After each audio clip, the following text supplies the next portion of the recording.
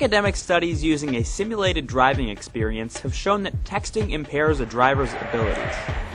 To find out how this translates to actual on-road conditions, Car and Driver compared the results of texting while driving to the effects of drunk driving on the same day and under exactly the same conditions.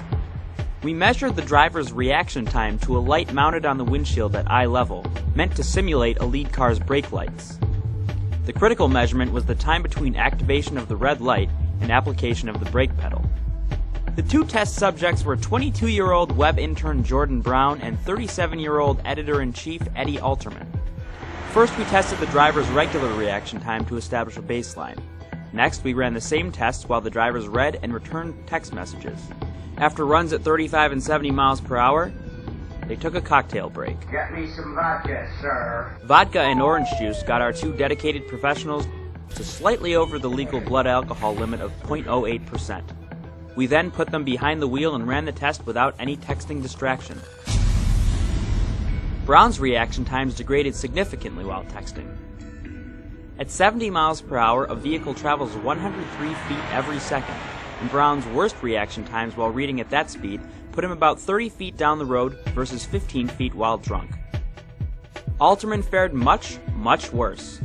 While reading a text and driving at 35 miles per hour, his reaction time nearly tripled. Moreover, his two hands on the phone technique resulted in some serious lane drifting. While you're texting and driving, time disappears. You're concentrating so hard on reading and texting that you completely ignore what's happening in front of you. It wasn't until I looked up consciously to see the simulated brake light that I reacted. You shouldn't be doing anything as complicated as texting from behind the wheel. You know, I'm not incredibly surprised to find out that the text messaging while driving is dangerous, rather how much more dangerous it is than most people think and how it compares to being legally drunk. I'm definitely guilty of text messaging while driving, but having seen the results from this test, it sort of makes me think twice about doing it in the future. Maybe just come to a complete stop before I pull the phone out next time. The results are clear.